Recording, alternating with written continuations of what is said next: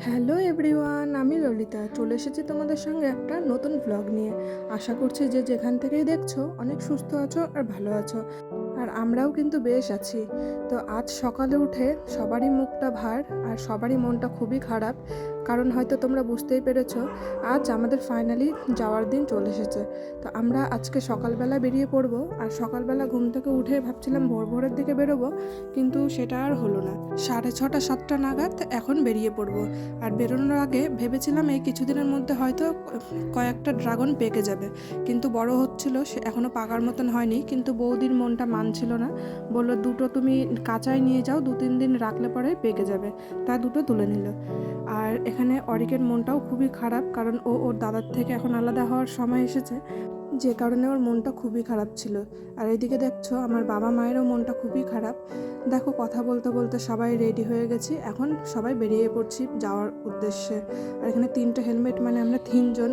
বাইকে যাওয়াটা একটু কষ্টের হলেও কিন্তু ভালোও লাগে। এখন ট্রেন বাসের যে অবস্থা, আমার না একটু ভয়ই লাগে, কিন্তু এতদিন থেকে তো ট্রেনেই এসেছি, এই ফার্স্ট টাইম আমি বাইকে আসলাম, কিন্তু বেশ ভালো লেগেছে যাওয়া আসাটা। নেক্সট টাইমও ইচ্ছা আছে বাইক নিয়ে যাওয়ার। আর সবাই এখানে বসেছিল, দাদা ঘুমিয়েছিল ওই জন্য ওকে আর ডাকিনি, পরেও এসে একটু দেখা করে গেছে। তো আমরা এখন বেরিয়ে পড়লাম। এখন বেরোনোর পরে দেখো 3জনই হেলমেট, আমরা কিন্তু হেলমেট ছাড়া একদমই যাই না কোথাও। তো সকালবেলা বাড়ির থেকে বেরোনোর কারণে সেরকম কিছু খেয়ে আসেনি, বলেছিলাম যে রাস্তাতে কিছু খেয়ে নেব, কিন্তু বৌদি অনেক জোর করছিল যে কিছু বানাই। তো আমি ভাবলাম যে না, রাস্তাতে অর্ধেক রাস্তাতে গিয়ে কিছু একটা খাওয়া যাবে। তো এই দোকানে এসে দুটো দই আর এখানে ডাল পুরি আর সবজি ছিল, এগুলো দিয়ে আমাদের সকালের টিফিনটা করে নিলাম। আর এখন ওও খেয়ে নিচ্ছে, আমার ছেলেকে আমি এদিকে খাইয়ে দিয়েছি। তো ওকে, বাচ্চাকে প্রথমে খাইয়ে তারপর আমরা খাচ্ছিলাম। আর ও এদিকে পেস্ট্রি দেখে ওর মাথা খারাপ, এখন ওর জন্য একটা পেস্ট্রি নিলাম, ও খাবেই বলছে। তারপরে এগুলো খাওয়ার পরে এখন আমরা 2 কাপ চা খেয়ে নিয়ে এখান থেকে বেরিয়ে পড়বো। আর চাটা না খেলে পরে একদমই হচ্ছিল না, কারণ অনেকটা সকাল সকালই বেরিয়েছি, মাথাটাও একটু ব্যথা হচ্ছিল। তো ওখান থেকে চা খেয়ে এখান থেকে রওনা দিলাম। আর যেতে যেতে রাস্তার পরিস্থিতি একদমই ভালো ছিল না, ভেবেছিলাম হয়তো বৃষ্টি হবে না, কিন্তু এই রাস্তাতে বেরিয়ে বুঝলাম যে হয়তো বাইকটা নিয়ে আসাটা উচিত হয়নি। বলেছিল যে আমি একা চলে যাচ্ছি, তোমরা ট্রেনে চলে যাও, কিন্তু আমি ভাবলাম যে না, একসঙ্গে এসেছি তো একসঙ্গে যাব। আর মনে হয় কিছুক্ষণ আগে এখানে প্রচুর বৃষ্টি হয়ে গেছে, দেখো রাস্তাটা পুরো ভেজা। আর এদিকে পুরো আনারসের বাগান। তো যেতে যেতে আর ভাবলাম যে রাস্তার মধ্যে কিছুক্ষণ দাঁড়াই। আর একটা দাঁড়ানোর মানে মেন কারণ হচ্ছে এই রাস্তার মাঝখানে না খুব সুন্দর ফুলের গাছ থাকে, আর ওই ফুলের গাছ থেকে আমি দেখো কতগুলো ফুল তুলে নিয়েছি।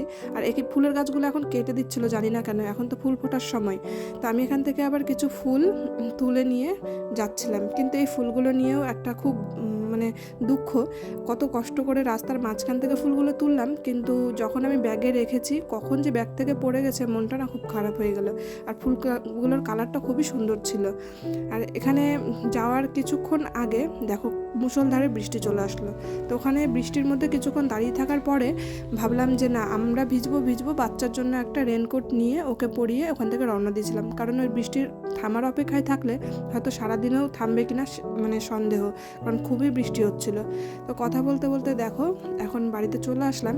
এসে আর বাড়িঘর তোমাদেরকে দেখায়নি, বাড়িঘরের যা পরিস্থিতি ছিল, তো তোমাদের দেখলে পরে মাথাটা খারাপ হয়ে যাবে। এগুলো আসার সঙ্গে সঙ্গে ব্লিচিং দিয়ে সম্পূর্ণ ঘর বাড়ি ধুয়ে পরিষ্কার করে, জামা কাপড় যা ছিল পরে এসেছিলাম সবই ধুয়ে টুয়ে একটু খিচুড়ি করেছিলাম প্রেশারে, সেগুলোই খেয়ে একটু রেস্ট নিলাম। আর সেগুলো তোমাদের সঙ্গে এখনও শেয়ার করা হয়নি, কারণ এতটাই ব্যস্ত ছিলাম, ভাবলাম যে না, ভিডিও করার আগে কাজকর্মগুলোই করে নিই। আর এই যে ড্রাগন দুটো যে এনেছিলাম সেটাও বাইরে বের করে রেখেছি।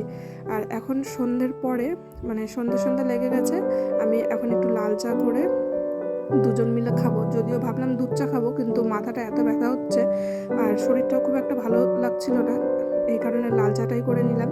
তো তোমাদের ব্লগটা কেমন লাগলো অবশ্যই আমাকে কমেন্ট করে বলো, আর ভালো লাগলে একটা লাইক করো, একটা সাবস্ক্রাইব করতে ভুলো না। সবাই সুস্থ থেকো, ভালো থেকো, দেখা হচ্ছে পরের একটা ব্লগে। টাটা।